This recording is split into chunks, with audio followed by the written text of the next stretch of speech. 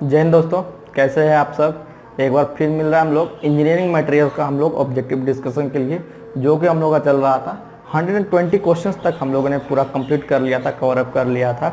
आज हम लोग 120 नंबर से क्वेश्चन से 121 नंबर क्वेश्चन से शुरू करेंगे और देखेंगे कि आज के कुछ इंपॉर्टेंट सवाल और जो कि आरआरबी जेईई क्वेश्चन में आए हुए थे 2019 के सेशन में। ठीक, तो 120 नंबर तक मैं जहाँ तक सोचता हूँ कि आप लोग का जो है क्लियर हो गया होगा, क्योंकि थ्योरेटिकल है, थ्योरेटिकल पोर्शन है पूरा, है ना। जो भी हम लोग का इंजीनियरिंग हो गया, मैन्युफैक्चरिंग हो गया और प्रोडक्शन हो गया और जो वर्कशॉप है ना, तो ये सब चीज़ जो है पूरा थ्योरेटिकल है, इसमें समझाने की उतनी ज़रूरत नहीं है। सिर्फ कंपोजिशन और इसका यूजेज जो है कहाँ कहाँ है वो चीज़ आप लोग को ध्यान रखना है, बाकी इसमें गलती कोई गुंजाइश नहीं है। बाकी आप लोग जो है बढ़िया तरीके से पढ़िए। अपकमिंग में बहुत सारी अभी जॉब है टेक्निकल की, वो भी मैकेनिकल के लिए बहुत ही अभी जॉब है। ठीक, चलिए तो 121 नंबर क्वेश्चन से आज शुरू करते हैं और देखते हैं पहला क्वेश्चन आज का। 121 नंबर बोल रहा था alloying element which can replace tungsten in high speed steel. अब क्या बोल रहा है, जो कि हम लोग हाई स्पीड स्टील में क्या देख रहे थे 1841। 1841 मतलब क्या, 1841 इस तरह से याद रखिएगा कि 18% हम लोग का टंगस्टन था, तो और 4% क्रोमियम था और 1% जो है वेनेडियम था। ठीक, तो ये रेशियो में हम लोग का क्या रहता है हाई स्पीड स्टील के केस में। हाई स्पीड केस में हम लोग का इस तरह का जो है हम लोग का जो मिक्सचर रहता है इसका। तो बोल रहा है इस अगर टंगस्टन को रिप्लेस करना रहे हाई स्पीड स्टील केस में, तो कौन सा जो है एलॉइंग एलिमेंट इसका प्लेस ले सकता है, तो मोलिबेडिनम।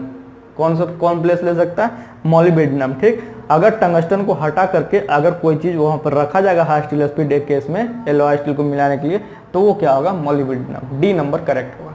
122 नंबर फ्री कटिंग स्टील। अब फ्री कटिंग स्टील पूछ रहा है कि फ्री कटिंग स्टील हम लोग क्या होता है, contain carbon in free form, require minimum cutting force, is used where rapid machining is the prime requirement, या फिर can be cut freely.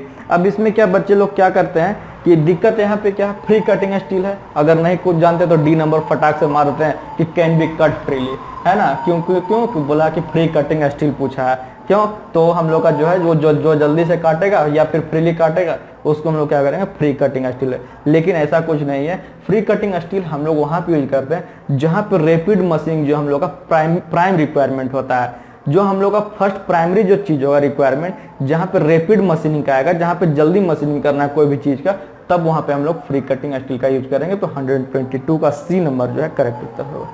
Next, ball bearing are usually made from. अब बोल रहा बॉल बियरिंग का काम क्या है, हम लोग का जो है फ्रिक्शन को ओवरकम करने के लिए हम लोग क्या करते हैं, बॉल बियरिंग का यूज करते हैं। जैसे पंखा जो चलता है ना, उसका हम लोग क्या करते हैं, कॉइल में बॉल बियरिंग लगा रहता है, इसलिए वो फ्रीली मूव करता है।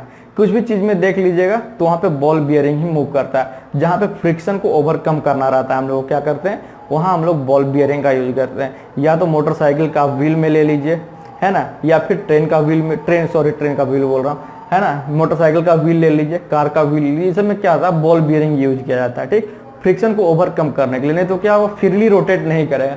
तो ये बोला बॉल बियरिंग जो हम लोग यूज करते हैं वो कौन सा स्टील से बना हुआ रहता है हम लोग का, तो वो जो बना हुआ रहेगा हम लोग का बना रहता है किससे, क्रोम स्टील से।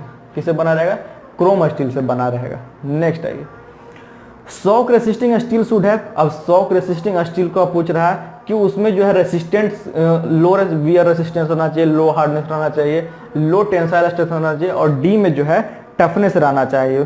ठीक, तो यहाँ पे पूछा गया कि shock resisting steel should have, तो उसमें शॉक रेसिस्टिंग में जो है टफनेस उसमें जरूरी है। बिना टफनेस का जो शॉक रेसिस्टिंग स्टील जो है हम लोग का बिना कोई काम का नहीं है। ठीक, इसलिए क्या हो जाएगा, शॉक रेसिस्टिंग स्टील में जो है टफनेस का जो प्रॉपर्टी है वो रहना चाहिए बेहतरीन तरीके से। The alloy mainly use for corrosion resistance in stainless steel. मैं बार बार बोल रहा हूँ, एलॉय जो भी यूज करेंगे हम लोग कोरोजन रेसिस्टेंस के लिए, या तो निकेल या क्रोमियम। चूंकि यहाँ पे निकेल नहीं दिया हुआ है, अगर निकेल दिया रहेगा तो क्रोमियम नहीं दिया रहेगा, क्रोमियम दिया रहेगा तो निकेल नहीं दिया रहेगा, या तो दिया रहेगा तो दोनों साथ में दिया रहेगा। तो ये चीज ध्यान देखना है। तो डी नंबर जो क्रोमियम हम लोग का करेक्ट स्टेटमेंट होगा यहाँ पे। ठीक, नेक्स्ट आइए, the alloying element which reduces formation of iron sulphide in steel. कौन सा ऐसा एलिमेंट जो है जो कि आयरन सल्फाइड को रिड्यूस करता है, कौन सा ऐसा एलॉइंग एलिमेंट है, तो हम लोग का जो एलॉइंग एलिमेंट है जो कि आयरन सल्फाइड को हम लोग का फॉर्मेशन को रिड्यूस करता है स्टील के केस में, तो हम लोग क्या है, ये हम लोग का जो है मैंगनीज है, मैंगनीज, है ना। क्वेश्चंस देख रहे हैं आप लोग, क्वेश्चंस कैसा पूछा जा रहा है, सिर्फ इसमें क्या मिलाएंगे तो क्या होगा, है ना। इस चीज़ को हटाने से, इस चीज़ को हटाना तो हम लोग कौन सा चीज़ यूज करें, सिर्फ इम्प्योरिटीज ही ऐड करना हटाना है ना। यूजेज कहाँ है उसका, इसको किस चीज़ के लिए यूज करते हैं, इसमें किसका यूज करते हैं, वही चीज़ पूछा गया है इसमें। सेम चीज़ जो है प्रोडक्शन और हम लोग का वर्कशॉप में भी है। प्रोडक्शन में क्या है, ड्रिल ब्रेक वगैरह के चीज़ में यूज करेंगे।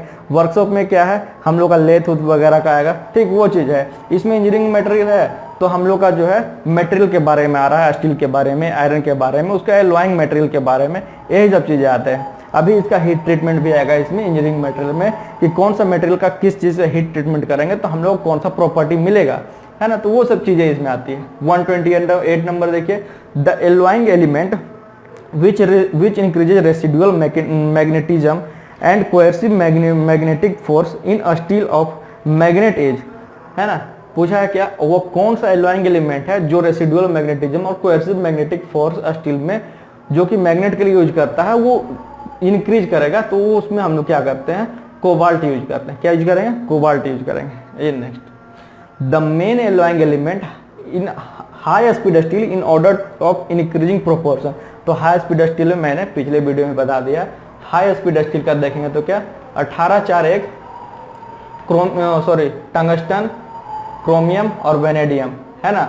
तो सबसे पहले क्या हो जाएगा, तो यहाँ बोला इंक्रीजिंग ऑर्डर में ध्यान देना है। इंक्रीजिंग ऑर्डर में दिया रहेगा था क्या, vanadium, chromium, tungsten. Decreasing order में दिया रहेगा था क्या, टंगस्टन, क्रोमियम, वेनेडियम। तो यहाँ इंक्रीजिंग ऑर्डर में दिया, छोटा से बड़ा बढ़ते क्रम में, तो वेनेडियम, क्रोमियम, टंगस्टन, ए नंबर 129 का ए नंबर। इंक्रीजिंग और डिक्रीजिंग में जो है कंफ्यूज मत कीजिएगा, दोनों इसमें दिया होगा। देखिए यहाँ पे टंगस्टन, क्रोमियम, टाइटेनियम दिया, सॉरी ये तो होगा नहीं, टाइटेनियम तो होता ही नहीं, ये भी टाइटेनियम नहीं होगा, ये भी टाइटेनियम नहीं होगा। आप पहला नंबर क्वेश्चन आराम से इसको टिक कर सकते हैं।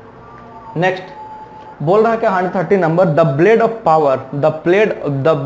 Power saw is made of, the blade of power saw is made of. जैसा कि मैंने पहले बताया आप लोग को, पहले पिछले वीडियो में भी, कि जितना भी कटिंग मटेरियल है जनरली जो किससे बनाते हैं हम लोग, हाई स्पीड स्टील से ही बनाते हैं। High speed steel cutting material के लिए, कटिंग टूल के लिए हम लोग का बहुत ही बढ़िया जो है एक मटेरियल माना जाता है उसको। तो यहाँ पे क्या हो जाएगा हम लोग का, हाई स्पीड स्टील, बिना कोई डाउट का। In high speed steel, the vanadium adds to the property of red hardness and tungsten, and chromium adds to high wear resistance. Chromium का जानते हैं वियर रेसिस्टेंस हाई करेगा। वेनेडियम क्यों use करते हैं, तो रेड हार्डनेस के लिए, और tungsten, chromium higher wear resistance के लिए। तो करेक्ट स्टेटमेंट है 131 का D number, A number sorry. The high speed steel has dash percentage tungsten. अब कुछ क्या पूछ रहा है, एक ही चीज को हाई स्पीड स्टील से कितना क्वेश्चन पूछा गया है, एक ही चीज, और वो भी इसी परसेंटेज से। तो हम लोग जानते हैं कि 1800 से ज्यादा है टंगस्टन में, तो क्या हो जाएगा, मैक्सिमम परसेंटेज इसमें रहता है। ठीक, नेक्स्ट आइए, 1841 हैज स्टील। अब यहाँ पे जो है, जो मैं बार बार आपको बताते आ रहा हूँ, उसका जो है क्वेश्चन आया है कि 1841 किस में मौजूद रहता है। तो 18% हम लोग क्या है, हम लोग का 18% टंगस्टन है। देखिए 18% tungsten, 4% chromium, 1% vanadium, B number हम लोग का करेक्ट उत्तर है। ठीक, नेक्स्ट आइए, steel containing 12 to 14% chromium and 0.1 to 0.35% carbon is called martensitic stainless. अब टाइप्स ऑफ स्टील का क्वेश्चन से यहाँ पूछा, 3 तरह का टाइप्स ऑफ स्टील में आता है, मार्टेनसाइटिक स्टेनलेस स्टील, फेराइटिक स्टेनलेस स्टील, और क्या, ऑस्टेनाइटिक स्टेनलेस स्टील। तो मार्टेनसाइटिक स्टेनलेस स्टील में जहां 12 से 14% क्रोमियम रहेगा, उसमें जो है बेधड़क मार देना है कि वो हम लोग क्या होगा, मार्टेनसाइटिक स्टेनलेस स्टील। तो ये ट्रू है। मार्टेनसाइटिक स्टेनलेस स्टील में क्या आ जाएगा, जो मेजर कंपोनेंट है वो चीज मैं बता रहा हूँ, 12 से 14% हम लोग क्या आ जाएगा, यहाँ पर क्रोमियम रहने वाला है। अगर बात करें फेराइटिक स्टेनलेस स्टील, तो हम लोग क्या हो जाएगा, 14 से 16% निकेल रहेगा। क्या रहेगा, निकेल। और अगर बात करें ऑस्टेनाइटिक स्टेनलेस स्टील, जिसको हम लोग कहते हैं 18/8 स्टील भी, ये ध्यान रखना, ये इंपॉर्टेंट क्वेश्चन है। 18/8 स्टील भी कहते हैं, 18/8। 18% क्या, 18% निकेल और 8% क्या, 8% क्रोमियम। 18% निकेल और 8% क्या, 8% हम लोग का क्रोमियम। तो ये ध्यान रखना है कि ये तीनों चीज, मार्टेनसाइटिक स्टेनलेस स्टील, फेराइटिक स्टेनलेस स्टील, और क्या हम लोग का लास्ट जो है हम लोग का क्या, ऑस्टेनाइटिक स्टेनलेस स्टील। और सबका परसेंटेज भी आपको जो है याद रखना है। ठीक, तो ये जो मार्टेनसाइटिक स्टेनलेस स्टील क्या हो गया, 12 से 14% क्रोमियम और 0.12 से 0.35% कार्बन। कार्बन कंटेंट जो है हम लोग का फेराइटिक स्टेनलेस स्टील में भी हम लोग का लगभग उतना ही रहता है, 0.12% लगभग रहता है। ठीक, नेक्स्ट आइए, अभी सभी तीनों क्वेश्चन है इससे रिलेटेड आ जाएगा यहाँ पे। नेक्स्ट क्वेश्चन है, क्या पूछा है, स्टील कंटेनिंग 16 से 18%, इसको कर लीजिएगा 16 से 18%। इसका जो है परसेंटेज जो है फेराइटिक का 16 से 18%, जो RS खुर में दिया 16 से 18%। ठीक, तो 16 से 18% और 0.12% कार्बन, तो क्या हो जाएगा, फेराइटिक का स्टेनलेस स्टील। मार्टेनसाइटिक में क्या हो गया, मार्टेनसाइटिक में हम लोगों ने देखा 12 से 14% क्रोमियम, जो मेजर चीज है वो चीज याद रखे रखें, 12% क्रोमियम। ऑस्टेनाइटिक हम लोग जान रहे हैं 18/8 स्टील, 18% क्रोमियम, 8% निकल, ये ध्यान रखा है। नेक्स्ट, ओहो सॉरी,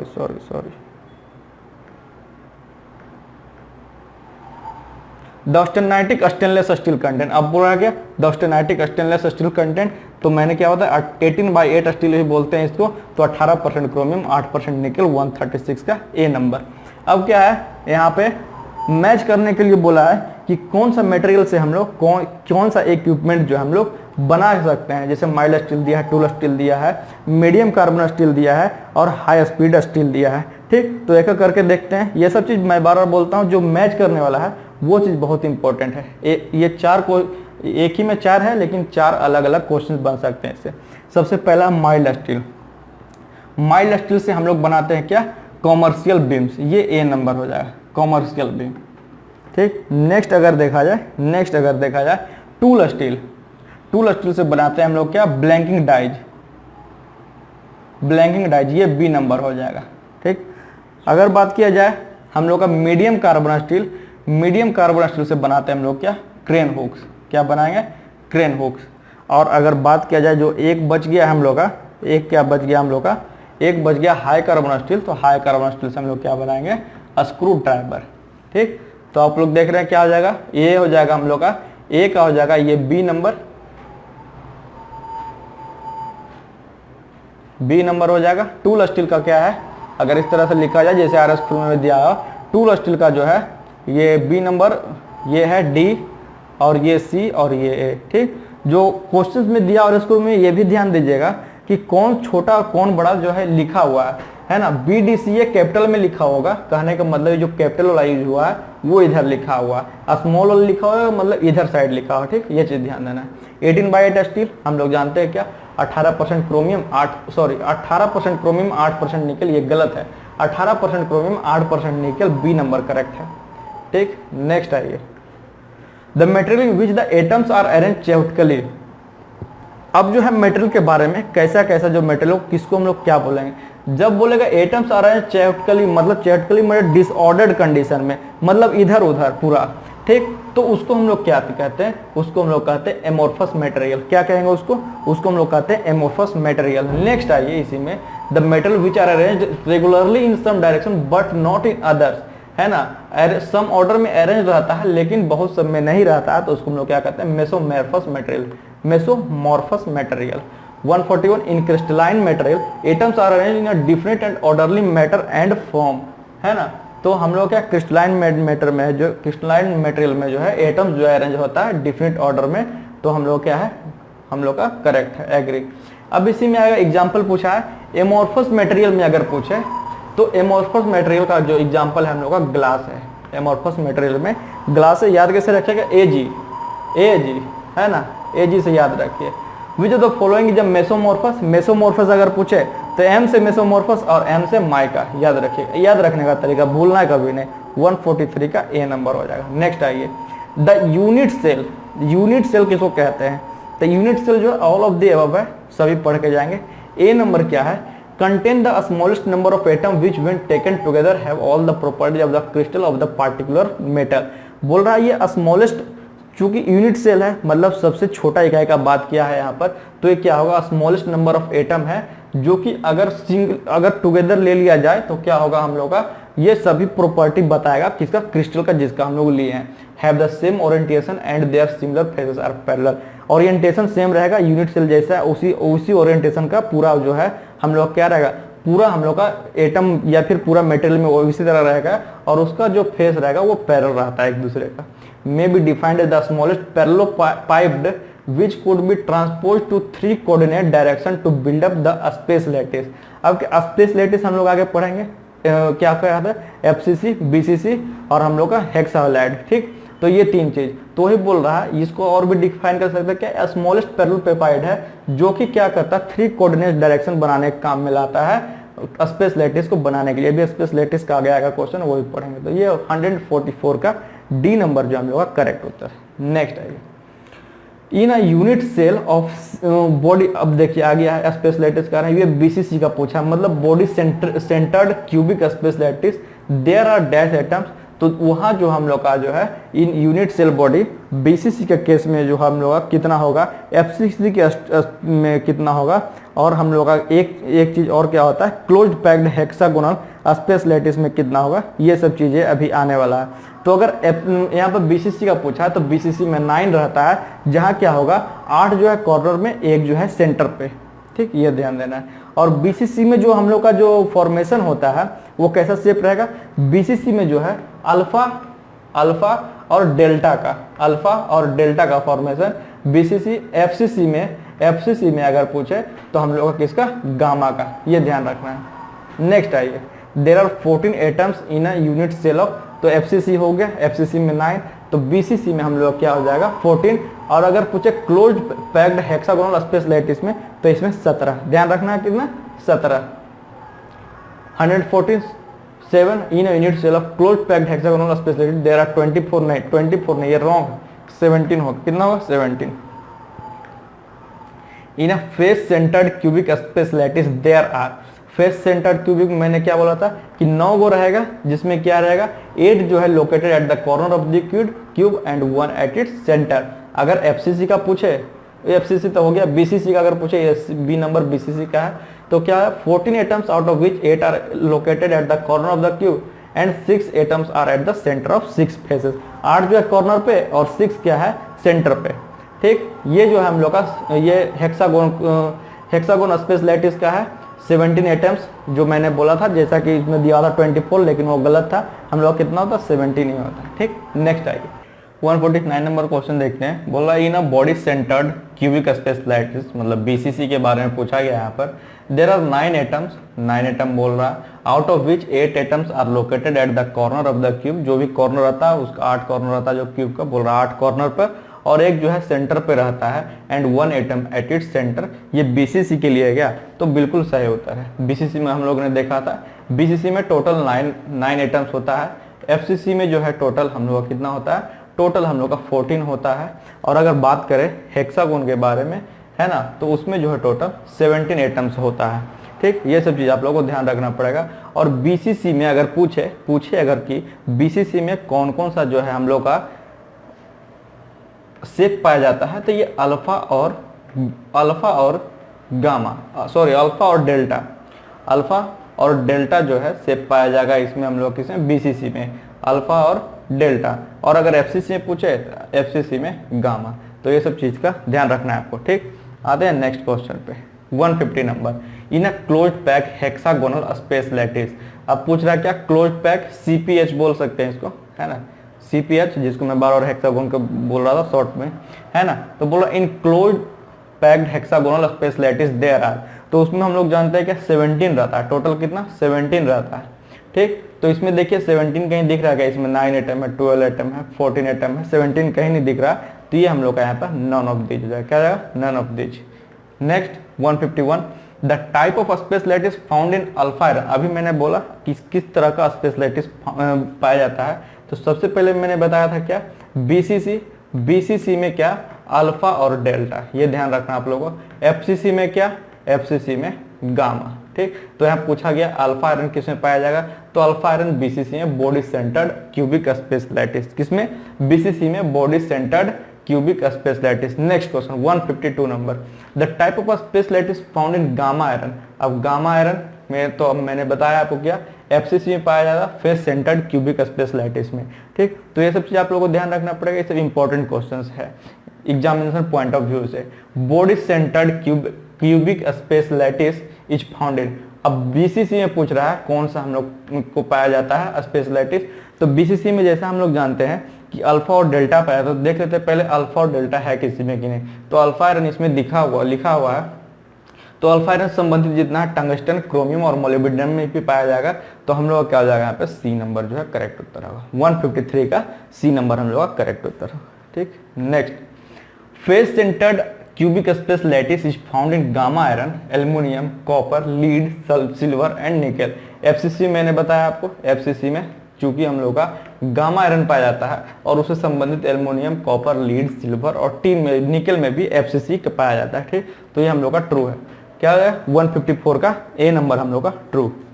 नेक्स्ट आइए, close packed hexagonal space lattice found इन। अब क्लोज पैक देखिए, अल्फा आयरन देख लिए, गामा आयरन देख लिए, तो यहाँ पे पूछा गया close pack hexagonal space lattice में, तो वो पाया जाता है किसमें, जिंक में, magnesium, cobalt, cadmium, antimony, bismuth. जो अल्फा, डेल्टा और गामा को छोड़कर जो है close packed hexagonal space lattice जिसमें पाया जाता है वो कौन कौन सा है, zinc, magnesium, cobalt, cadmium, antimony और बिस्मथ। ए नंबर करेक्ट, 155 का ए नंबर करेक्ट है।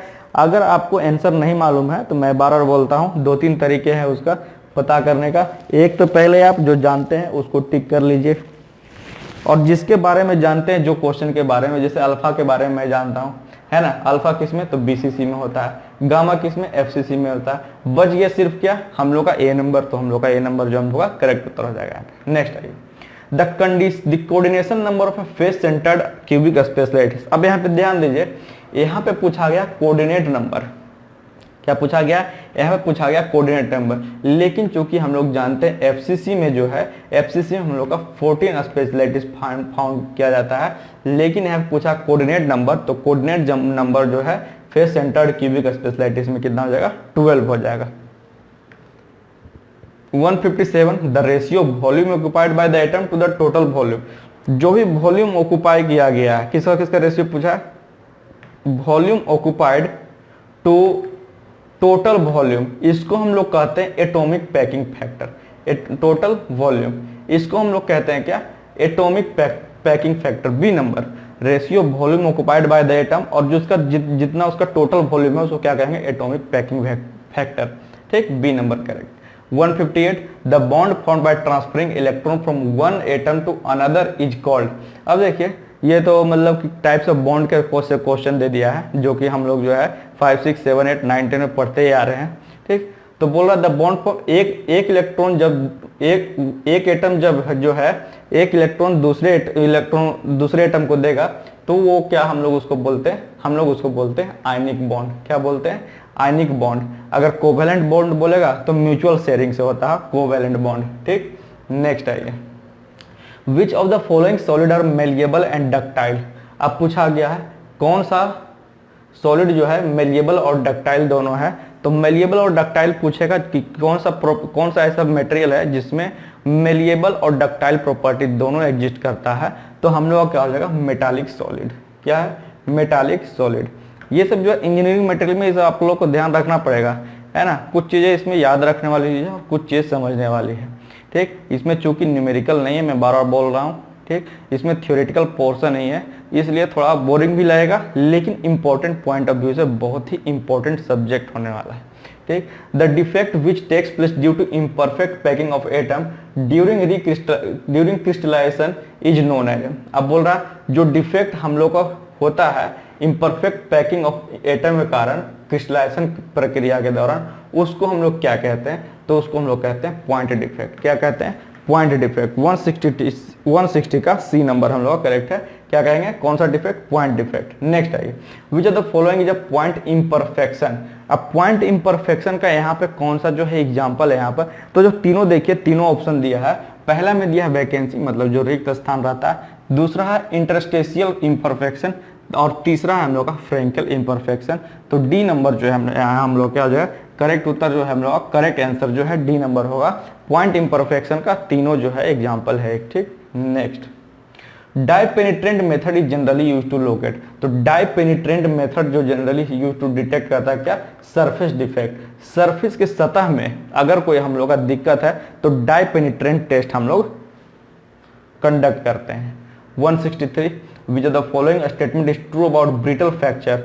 अब ब्रिटल फ्रैक्चर के बारे में कौन सा स्टेटमेंट इसमें ट्रू है वो पूछा गया है। इसमें। तो देखिए सभी स्टेटमेंट लेके चलते हैं। ए नंबर बोल रहा है क्या, high temperature and low strain rates favour brittle fracture, तो ये गलत है। हाई टेम्परेचर लो स्ट्रेन नहीं चाहिए, लो टेम्परेचर हाई स्ट्रेन चाहिए, तभी वो ब्रिटल फ्रैक्चर को फेवर करेगा। थर्ड नंबर क्या, brittle fracture is always preceded by noise, तो ब्रिटल फ्रैक्चर जो पूछ रहा है क्या, उसके पहले क्या नॉइज आएगा, तो ऐसा कुछ नहीं है। ठीक, तो ये हम लोग गलत है। Cup and cone formation is characteristics of brittle material, नहीं, ब्रिटल मटेरियल क्या होगा, उसमें कप एंड कोन नहीं बनता, उसमें जो है कप और कोन नहीं बनता इस तरह से, है ना। उसमें क्या होता है, ब्रिटल फ्रैक्चर में अचानक से टूट जाएगा, है ना, उसमें डिसऑर्डर टाइप का शेप साइड बनेगा। कप एंड कोन फॉर्मेशन जो हम लोग टेंसाइल टेस्ट में कंडक्ट किया जाता है। ठीक, और ब्रिटलनेस के लिए जो ब्रिटल टेस्ट है उसमें हम लोग आइजोड टेस्ट करते हैं। ठीक, तो ये भी हम लोग का गलत है। हम लोग का क्या जो बी नंबर एक बचा है कि many metals with hexagonal close packed crystal structure commonly show brittle fracture, जो भी हम लोग का जनरली जो है close pack hexagonal space lattice जिसमें पाया जाता है, वो क्या दिखाता है, वो हम लोग का ब्रिटल कैरेक्टरिस्टिक्स दिखाएगा, है ना।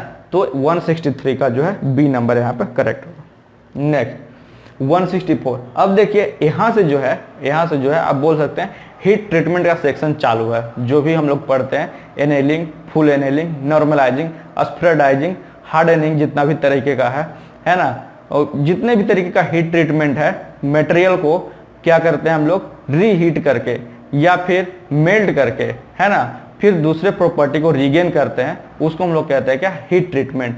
मतलब हीट के जरिए जो है ट्रीट करके जैसा हम लोग को कैरेक्टरिस्टिक चाहिए मटेरियल का, उस हिसाब से हम लोग क्या करते हैं, उसको फिर से रिकवर करवाते हैं। ठीक, तो इसने सबसे पहले पूछा है क्या 164 में कि स्पेसिफाई द सीक्वेंस करेक्टली, कि कौन कौन सा सीक्वेंस जो है किस हिसाब से हम लोग का हीट ट्रीटमेंट में लेता है। तो यहाँ पे ध्यान दीजिए, सबसे पहले क्या होगा, स्ट्रेस रिलीफ होगा। सबसे पहले क्या होगा, स्ट्रेस रिलीफ होगा। कोई मटेरियल जब हीट करेंगे तो उसका क्या होगा, स्ट्रेस जो है रिलीफ हो जाएगा। दूसरा में रिक्रिस्टलाइजेशन प्रोसेस होता है, रिक्रिस्टलाइजेशन प्रोसेस, रिक्रिस्टलाइजेशन। ठीक, यहाँ पर क्या होगा, रिक्रिस्टलाइजेशन प्रोसेस तक ही हम लोग हीट करते हैं, जिसका रिक्रिस्टलाइजेशन टेम्परेचर क्या है हम लोग का 723 डिग्री सेल्सियस, 723 डिग्री सेल्सियस, ये भी ध्यान रखना है। ठीक, रिक्रिस्टलाइजेशन टेम्परेचर पूछता है कितना है, 723 डिग्री सेल्सियस। रिक्रिस्टलाइजेशन टेम्परेचर तक हीट होने के बाद ही कोई मटेरियल का क्या हो जाएगा, ग्रेन साइज जो है चेंज होने लगेगा, या फिर बोल सकते हैं ग्रेन ग्रोथ होगा। ग्रेन ग्रोथ होगा, ग्रेन ग्रोथ मतलब उसका बोल सकते हैं पार्टिकल जो है, मटेरियल का पार्टिकल, उसी को ग्रेन साइज कहते हैं, ग्रेन ग्रोथ होगा। ठीक, तो देख लीजिए इसमें कौन सा है सही हम लोग का, C number, stress relief, recrystallisation, grain growth. ठीक, 165 macro structure of material generally examined by, दो चीज है, बचपन से पढ़ते आ रहे हैं, मैक्रो साइज होता है, माइक्रो साइज होता है ना, दो चीजें हैं, मैक्रो MACRO मैक्रो, और दूसरा क्या है माइक्रो, है ना। मैक्रो हम लोग जानते हैं बड़ा चीज हो गया, और माइक्रो हो गया छोटा चीज। ठीक, जैसे हम लोग अगर चेंज की जाए तो क्या होता है, milli micro nano pico, milli micro, sorry यहाँ मिली होगा, मिली माइक्रो, है ना, नैनो पिको फेमटो एटो, इस तरह से कुछ होता है ना। Deci centi milli micro, sorry होता है डेसी सेंटी मिली माइक्रो, यहाँ लिखिए deci centi milli micro nano pico femto एटो।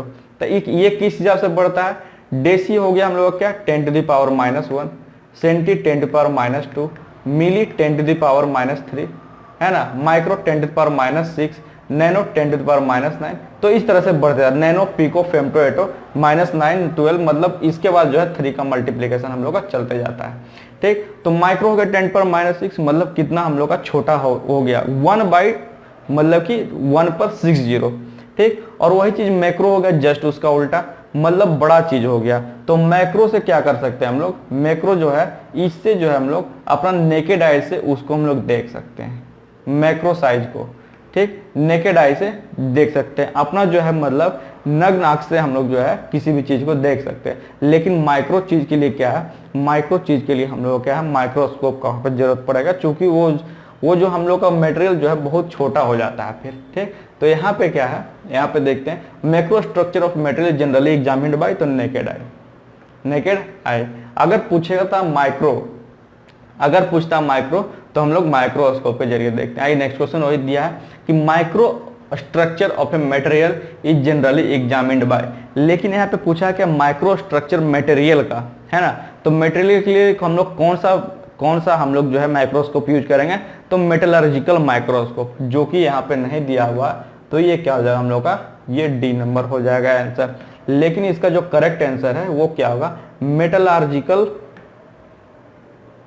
माइक्रोस्कोप। मेटलर्जिकल माइक्रोस्कोप के जरिए हम लोग क्या देखेंगे, माइक्रो स्ट्रक्चर देखेंगे कोई भी मटेरियल का। ठीक, next 167 crystal structure of material general examined bye, अगर पूछे क्रिस्टल स्ट्रक्चर, जैसे हम लोग ने देख लिया मैक्रो साइज कोई मटेरियल का किससे, आंख से हम लोग एग्जामिन कर सकते हैं। माइक्रो स्ट्रक्चर तो मेटलर्जिकल माइक्रोस्कोप से, नेकेड आई हो गया, मेटलर्जिकल माइक्रोस्कोप हो गया। अब पूछा है कि क्रिस्टल स्ट्रक्चर जो है हम लोग किससे हम लोग जो है एग्जामिन करेंगे, तो हम लोग एक्सरे टेक्निक से, किससे, एक्सरे टेक्निक से एग्जामिन करते हैं क्रिस्टल स्ट्रक्चर ऑफ मटेरियल। ठीक, नेक्स्ट 168 नंबर क्वेश्चन क्या बोल रहा है, when a low carbon steel is heated up to upper critical temperature. दो चीजें होती है यहाँ पर, अपर क्रिटिकल टेम्परेचर और लोअर क्रिटिकल टेम्परेचर। ठीक, अपर क्रिटिकल टेम्परेचर और लोअर क्रिटिकल टेम्परेचर क्या है, ये पहले मैं कुछ बता दूं इसके बारे में। लोअर क्रिटिकल टेम्परेचर सभी स्टील के लिए सेम रहता है, लेकिन अपर क्रिटिकल टेम्परेचर का अगर बात किया जाए तो अपर क्रिटिकल टेम्परेचर अलग अलग स्टील का अलग अलग वेरी करता है। ठीक, लोअर क्रिटिकल टेम्परेचर क्या होता है, वहां से जब हम लोग ग्रेन साइज का जो है ग्रेन ग्रोथ जब हम लोग का होने लगेगा, स्टार्ट होने लगेगा, उसको हम लोग बोलते हैं लोअर क्रिटिकल टेम्परेचर। लेकिन जैसे ही हम लोग का ग्रेन का ग्रोथ इंड हो जाएगा उसको हम लोग बोलते हैं क्या, अपर क्रिटिकल टेम्परेचर। इसीलिए जो है सभी स्टील का अपर क्रिटिकल टेम्परेचर क्या होता है, अलग अलग होता है, और लोअर क्रिटिकल टेम्परेचर सेम रहता है। तो पूछा गया कि लो कार्बन स्टील जो है, लो कार्बन स्टील को अगर हीट करेंगे अपर क्रिटिकल टेम्परेचर पे तो क्या होगा, उसका जो है एवरेज ग्रेन साइज क्या हो जाएगा, रहेगा मिनिमम रहेगा। मतलब ओवरऑल अगर देखें ग्रेन साइज का तो वो मिनिमम रहेगा, कम रहेगा। नेक्स्ट है फिर क्या बोला, मीडियम ग्रेन स्टील वो क्या करेगा, हीट करेगा कोर्सनिंग टेम्परेचर पे। अगर कोर्सनिंग टेम्परेचर का बात करें, कहने का मतलब है ग्रेन साइज को कोर्स रखना, बड़ा बड़ा रखना, फाइन नहीं रखना, कोर्स रखना। तो क्या हो जाएगा, उसके लिए क्या करेंगे, उस जब कोर्स टेम्परेचर पे करेंगे तो क्या होगा, उसका ग्रेन साइज जो है बहुत ही रैपिडली इंक्रीज करेगा उस केस में। ये सी नंबर जो ऑप्शन है हम लोग का, सी नंबर जो ऑप्शन है, the grain size increases very rapidly, ये करेक्ट होगा जब मीडियम कार्बन स्टील को कोर्सनिंग टेम्परेचर पे क्या करेंगे हम लोग, हीट करेंगे। तो नेक्स्ट आइए, when low carbon steel is heated up to lower critical temperature. अब बोल रहा है लो कार्बन स्टील को क्या करेंगे, हीट करेंगे लोअर क्रिटिकल टेम्परेचर पे।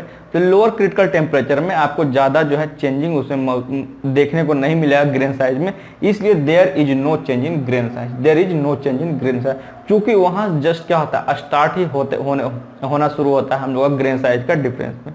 ठीक, नेक्स्ट आइए, the quenching of steel from the upper critical temp point results in a fine grain structure. Quenching of steel मतलब क्वेंचिंग मतलब होता है जल्दी से ठंडा करना। ठीक, quick down of cooling. The quenching of steel from the upper critical temp point results in a fine grain. तो बोल रहा है क्या कोई भी चीज स्टील को अगर जल्दी ठंडा करेंगे तो क्या होगा, हम लोग को फाइन स्ट्रक्चर मिलेगा। तो नहीं, ये गलत है। क्वेंचिंग जब भी करेंगे तो हम लोग क्या होगा, कोर्स ग्रेन साइज मिलेगा, ना कि फाइन ग्रेन साइज मिलेगा। ठीक, तो ये हम लोग क्या होगा, डिसएग्री। 171 का बी नंबर हम लोग का करेक्ट उत्तर। नेक्स्ट है 171 नंबर क्वेश्चन देखिए, the quenching of steel from the upper critical temp point result in a fine grain structure. पूछा क्या, कोई भी स्टील को अगर क्वेंचिंग करेंगे मतलब जल्दी से अगर उसको ठंडा करेंगे तो क्या हम लोग का जो स्ट्रक्चर जो बनेगा, जो भी मतलब जो हम लोग का ग्रेन जो रहेगा वो क्या फाइन ग्रेन रहेगा। तो जी बिल्कुल सही उत्तर है, जब भी क्वेंचिंग करेंगे कोई भी स्टील का तो वो क्या होगा हम लोग का, वो उसका जो हम लोग का फाइन ग्रेन स्ट्रक्चर यहाँ पे मिलने वाला है। ठीक, नेक्स्ट आइए 173, material said to be allotropic. Allotropic क्या है, एलोट्रोपिक जब अलग अलग क्रिस्टल स्ट्रक्चर मिलता है अलग अलग टेम्परेचर पे तो उसको हम लोग कहते हैं एलोट्रोपिक। क्या कहते हैं, एलोट्रोपिक कहते हैं। जिसके क्या दिया, C number, different crystal structure at different temperature. अलग अलग टेम्परेचर पर अलग अलग क्रिस्टल स्ट्रक्चर जब हम लोग को प्राप्त होता है, जब हम लोग को मिलता है तो उसको हम लोग क्या कहते हैं, एलोट्रोपिक कहते हैं उस मटेरियल को। अब फाइन ग्रेन स्ट्रक्चर, अब देखिए दो क्वेश्चन आएगा, फाइन ग्रेन और कोर्स ग्रेन, दोनों में पहले अंतर क्या है ना। फाइन ग्रेन जो होता है डक्टाइल केस क्या रहता है। ठीक, फाइन ग्रेन मतलब एकदम छोटा छोटा दाना रहेगा उस ग्रेन साइज है, तो क्या होगा, वो ज्यादा डक्टाइल रहेगा। और अगर जो कोर्स है थोड़ा बड़ा बड़ा है, इसका मतलब क्या है, ये हम लोग का ब्रिटल नेचर का है। ठीक, तो फाइन ग्रेन स्ट्रक्चर क्या होगा, ये जो रहता है more ductile and has a less tendency to distort during heat treatment. Heat treatment के दौरान टूटने का संभावना कम रहता है, चूंकि फाइन ग्रेन स्ट्रक्चर है और इसका डक्टाइल प्रॉपर्टी हम लोग का ज्यादा रहता है। ठीक, वही अगर नेक्स्ट क्वेश्चन देखिए कोर्स ग्रेन स्ट्रक्चर क्या होता है, तो कोर्स ग्रेन स्ट्रक्चर क्या होता है हम लोग का, ये हम लोग का चूंकि यहाँ पे ब्रिटल के केस में नहीं दिया है, ये क्या है ब्रिटल के केस में यहाँ नहीं दिया है, इसलिए हम लोग टफनेस के हिसाब से यहाँ पर जाएंगे। तो टफनेस इसके हिसाब से जाएंगे तो ये लेस टफ रहेगा और greater tendency to distort during heat treatment. Just जो है फाइन स्ट्रक्चर का जस्ट उल्टा केस जो है ले लेंगे हम लोग, क्या हो जाएगा फाइन ग्रेन स्ट्रक्चर का जस्ट उल्टा केस क्या हो जाएगा हम लोग का कोर्स ग्रेन स्ट्रक्चर। ठीक, चूंकि इसमें ब्रिटल का केस नहीं दिया, टफनेस के हिसाब से दिया है, तो लेस टफ होगा और क्या होगा और greater tendency to distort during heat treatment. अगर ब्रिटल केस में देता तो यहाँ पे लिखा रहता इज मोर ब्रिटल। ठीक, ये चीज नेक्स्ट है with the following iron exist at 910 degree Celsius. अब देखिए जो मैंने बताया था alpha iron, beta iron, alpha beta gamma तीन चीज होता है यहाँ पे, alpha iron, beta iron, gamma iron और डेल्टा आयरन चार चीज। ठीक, तो अल्फा आयरन का जो हम लोग का टेम्परेचर है 910 डिग्री सेल्सियस होता है। कितना होता है 910 डिग्री सेल्सियस। अगर बात करें गामा आयरन का तो 900 से लेकर के 1400 डिग्री सेल्सियस, 900 से लेकर 1400 डिग्री सेल्सियस। ठीक, नेक्स्ट है विच of the following iron exist between 900 से 1400 डिग्री सेल्सियस, तो गामा आयरन क्या हो जाएगा gamma iron. The delta iron possess a body centred cubic speciality, बोल रहा है क्या डेल्टा आयरन जो है क्या बीसीसी पोज करेगा हम लोग का, तो डेल्टा आयरन अल्फा और डेल्टा हम लोगों ने क्या देखा था बीसीसी में देखा था, ये हम लोग का क्या है करेक्ट स्टेटमेंट है। नेक्स्ट है ये pearlite is a combination of 87% ferrite and 13% cementite, है ना। इसको याद कैसे रखा जाए, बहुत लोग भूल जाते हैं, पीएफ से याद रख सकते हैं, प्रोविडेंट फंड, है ना। परलाइट आएगा जिसमें क्या होगा फेराइट का जब मात्रा ज्यादा रहेगा 87% फेराइट और 13% सीमेंटाइट जो बच जाएगा। जिसमें परलाइट और जिसमें सीमेंटाइट रहेगा जो भी चीज में, है ना, वो जो मटेरियल हम लोग क्या रहेगा उसका मटेरियल का जो प्रॉपर्टी रहेगा वो सॉफ्ट रहेगा, ये भी ध्यान रखना। अभी आगे क्वेश्चन आएगा इसमें। 180 number, the hardness of steel depends upon the, है ना। अब हार्डनेस ऑफ स्टील जो है किस पे डिपेंड करेगा हम लोग का, ठीक, जैसा कि मैंने बताया जिसमें परलाइट रहेगा वो हम लोग का सॉफ्ट रहेगा, लेकिन यहाँ पे हार्डनेस का पूछा है तो हार्डनेस के रिलेटेड हम लोग क्या बोलेंगे कि जिसमें सीमेंटाइट का मात्रा जितना ज्यादा रहेगा उस हिसाब से वो स्टील का हम लोग क्या रहेगा हार्डनेस रहेगा। A number, amount of cementite it contains. Next आइए 8-10 क्वेश्चन और देख लेते हैं। The hardness of steel increases if it contain, अभी हम लोगों ने देखा कि हार्डनेस के लिए किसको हम लोग देख रहे हैं, हार्डनेस के लिए सीमेंटाइट जो कंटेन कर रहा है उसके ऊपर देख। तो यहाँ फिर पूछ रहा है hardness of steel increases if it contain cementite, क्या हो जाएगा if it contain cementite, C number जो हम लोग करेक्ट उत्तर होगा। ठीक, नेक्स्ट आइए, steel with 0.8% carbon is known as. अब देखिए यहाँ पे 2-3 चीज होती है ना, तो एक यूटेक्टाइड स्टील हो गया, एक हाइपर यूटेक्टाइड स्टील हो गया और एक हो गया हम लोग का hyper eutectoid steel. Carbon cast iron में भी इसी तरह होता है ना, इक्टेक्टिक कास्ट आयरन, है ना, हाइपो इक्टेक्टिक कास्ट आयरन और हाइपर इक्टेक्टाइड कास्ट आयरन। तो जनरली जो हम लोग क्या जानते हैं कि जो स्टील जो है हम लोग का कितना से कितना लाई करता है, स्टील हम लोग का लाई करता है 1.5% तक, जिसमें कार्बन का मात्रा 1.5% तक रहेगा, उसी को हम लोग क्या कहते हैं, हम लोग कहते हैं स्टील।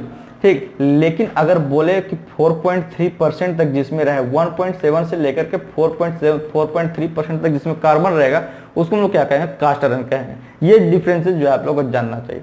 तो बोल रहा है स्टील विथ 0.8% कार्बन, जिसमें 0.8% ही कार्बन हो उसको हम लोग कहते हैं इक्टेक्टाइड स्टील। क्या कहते हैं इक्टेक्टाइड स्टील। हाइपो इक्टेक्टाइड स्टील बोलेगा मतलब बिलो 0.8% कार्बन, बिलो 0.8% कार्बन, ये ध्यान रखना है। कहां से कहां तक जनरली आया करता है 0.008 से लेकर के 0.8% तक। और अगर बोलेगा हाइपर इक्टेक्टाइड स्टील तो एभव 0.8% कार्बन, एभव 0.8% कार्बन। ठीक, अभी 3-4 क्वेश्चन इसी से आएगा, सब मैंने इसी में बता दिया। मैंने क्या बोला स्टील केस में कि 1.5% तक की जिसमें कार्बन का कंटेंट रहेगा उसको हम लोग क्या कहेंगे स्टील कहते हैं, लेकिन अगर 4.3% तक जिसमें कार्बन कंटेंट रहेगा उसको हम लोग कहते हैं कास्ट आयरन। तो ऐसा स्टील जिसमें 0.8% कार्बन कंटेंट है उसको हम लोग क्या कहते हैं, उसको हम लोग कहते हैं इक्टेक्टाइड स्टील। अगर हाइपोइक्विक स्टील का बात करें तो जिसमें 0.8% कार्बन से मात्रा से कम होगा उसको हम लोग क्या कहेंगे, हाइपोइक्विक स्टील। और हाइपर इक्विक स्टील इसको कहेंगे जिसमें जो है 0.8% से ज़्यादा हम लोग का जो है कार्बन का परसेंटेज रहेगा। वो चीज़ मैंने यहाँ पे लिख भी दिया। ठीक, नेक्स्ट आइए इक्विक रिएक्शन ओकर है। तो इक्विक रिएक्शन जो है 723 डिग्री जो रिक्रिस्टलाइजेशन टेम्परेचर जो हम लोग का उसी पे ओकर करेगा। Next steel with carbon above 0.8%। तो एबव 0.8% मैंने बताया क्या, हाइपर इक्विक स्टील, तो करेक्ट स्टेटमेंट है। Next the lower critical temperature. तो लोअर क्रिटिकल टेम्परेचर क्या है, जो मैंने बताया आपको, तो लोअर क्रिटिकल टेम्परेचर और अपर critical temperature. Lower critical temperature मैंने क्या रहता है, सभी स्टील के लिए सेम रहता है, और जहां से हम लोग ग्रेन स्ट्रक्चर जो चेंज होना शुरू होगा, स्टार्ट करेगा, उसको हम लोग क्या होता है, लोअर क्रिटिकल टेम्परेचर। तो देख लेते हैं कि हम लोग वो जिस जो मैंने डिफरेंशिएशन बताया उस हिसाब से कोई इसमें दिया कि नहीं। बोला decreases as carbon content steel, decreases नहीं, ये नहीं। Increases as the carbon content नहीं, depends upon the rate of heating नहीं, is same for all steel. C number correct है, सभी स्टील के लिए सेम रहता है लोअर क्रिटिकल टेम्परेचर। नेक्स्ट 187 को नंबर क्वेश्चन देखिए, पूछ रहा है gamma iron occurs between the temperature. जैसे मैंने बताया कि अल्फा जो है हम लोग का 910 डिग्री सेल्सियस, बीटा क्या, बीटा नहीं, अल्फा बीटा गामा। गामा का पूछा मैंने बताया था 900 से 14 डिग्री सेल्सियस, 900 से 14 डिग्री सेल्सियस। अगर पूछे अल्फा बीटा गामा और क्या हो जाएगा एक डेल्टा, है ना, तो डेल्टा क्या हो जाएगा 1400 से 1530 डिग्री सेल्सियस। डेल्टा का 1400 से 1530 डिग्री सेल्सियस जो डी नंबर। लेकिन यार पूछा क्या हम लोग का गामा आयरन का, तो 900 से 1400 डिग्री सेल्सियस होगा। ठीक, 187। Next delta iron, delta iron मैंने ये बताया 1400 से 1530 डिग्री सेल्सियस। ठीक, दो क्वेश्चन और देख लेते हैं आज के लिए। The temperature point eight which the change starts on heating the steel is called. जो मैंने बोला था, है ना, जहां से हीट करने के बाद जो है चेंज दिखने लगेगा स्टील में, उसको क्या बोलेंगे, lower critical point, lower critical point. ठीक, नेक्स्ट आइए 190 आज का last question. The temperature point eight which the change ends on heating, तो उसको क्या कहेंगे, अपर क्रिटिकल पॉइंट। क्या कहेंगे उसको, अपर क्रिटिकल पॉइंट, है ना। तो ये दो चीजें हैं, लोअर क्रिटिकल पॉइंट और अपर क्रिटिकल पॉइंट, या टेम्परेचर भी इसको कर सकते हैं, कोई दिक्कत नहीं है ना। तो आज के लिए इतना ही रखते हैं। हम लोग का कितना 120 से शुरू किया था मैंने, 190 तक 70 क्वेश्चन हो गया, है ना। तो ये क्या देखा जा रहा है 30 से 40 को मिनट में जो है हम लोग आराम से जो है आराम से 50 to 60 क्वेश्चन कर सकते हैं, है ना। इस हिसाब से आप लोग जो है अगर दिन भर में अगर 1-1.5 घंटा ही बैठे तो टोटल क्वेश्चंस आप लोग जो है रिवीजन एक बार कर सकते हैं, अगर आप लोग का बढ़िया से पढ़ा हुआ है तो। ठीक, जो इंजीनियरिंग मटेरियल में है थोड़ा बढ़िया तरीके से इसमें ध्यान देने से पढ़ने का उसमें चाहिए। क्यों, क्योंकि इसमें जो कंपोजिशन सभी चीज़ का ध्यान में रखना पड़ता है कि इसमें कितना परसेंटेज कार्बन परसेंटेज है। अभी तो अभी बहुत सारा इसमें मटेरियल आने वाला है कि किसमें कितना कार्बन परसेंटेज है, किसका एलॉय है, एल्युमिनियम का कौन सा एलॉय है, स्टील का कौन सा एलॉय, ये सब चीज़ अभी आने वाला है। ठीक, और गन मेटल में कितना परसेंटेज किसका रहता है, ड्यूरेलियम में कितना रहता है, हिंडेलियम में कितना रहता है, बैबिट मेटल में कितना रहता है, ये सब सभी अभी आने वाले हैं चीज़ें। ठीक, तो आप लोग जो है इंजीनियरिंग मटेरियल को थोड़ा सीरियस लेकर के पढ़ाई करें, और एग्जामिनेशन पॉइंट व्यू से मैं बार बोल रहा हूँ बहुत ही इंपॉर्टेंट है। ठीक, तो आज के लिए इतना रखते हैं 190 क्वेश्चन तक। 191 नंबर क्वेश्चन से हम लोग नेक्स्ट वीडियो में कंटिन्यू करेंगे। धन्यवाद।